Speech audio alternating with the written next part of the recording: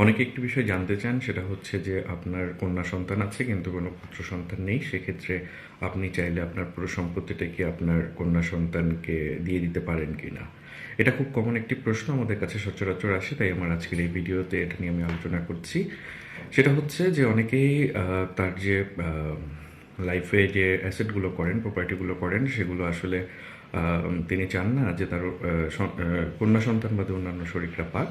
তো সেই জন্য তিনি চান যে তার কন্যা সন্তানকেই তার প্রপার্টির পুরো মালিকানাটা দিয়ে যেতে, উনি জীবিত থাকা অবস্থায়।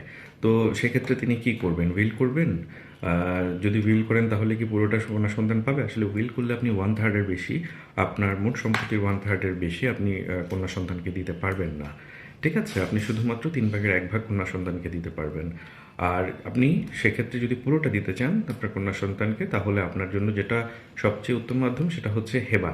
আপনি হেবা করে আপনার পুরো সম্পত্তি আপনার কন্যা সন্তানকে লিখে দিয়ে যেতে পারেন। এখন এই হেবাটা কিন্তু আপনাকে অবশ্যই রেজিস্ট্রি করে দিতে হবে, এবং হেবাটা আপনি যেদিন থেকে দিবেন সেদিন থেকেই কার্যকর হবে।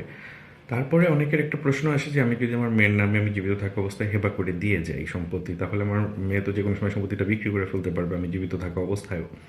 এই ক্ষেত্রে করণীয় কি? আসলে এই ক্ষেত্রে হেবাটা হচ্ছে যখন আপনি আপনার কন্যা সন্তানের নামে হেবাটা করে দিচ্ছেন আপনার সম্পত্তিটা, তখন এই সম্পত্তির মালিকানাটা তারই হয়ে যাচ্ছে।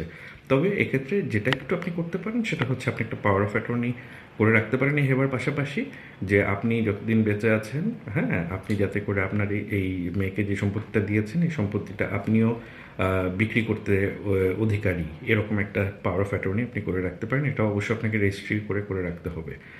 তো এই হচ্ছে যে আপনি মেয়েকে আপনার পুরো সম্পত্তি দিতে গেলে, আপনার কন্যা সন্তানকে পুরো সম্পত্তি দিতে গেলে আপনাকে হেবা করতে হবে, এবং আপনি পাশাপাশি আপনার সেফটির জন্য একটি পাওয়ার অফ অ্যাটর্নি করে রাখতে পারেন। তা আপনাকে কিছুটা হলেও সেফটি দিতে পারে।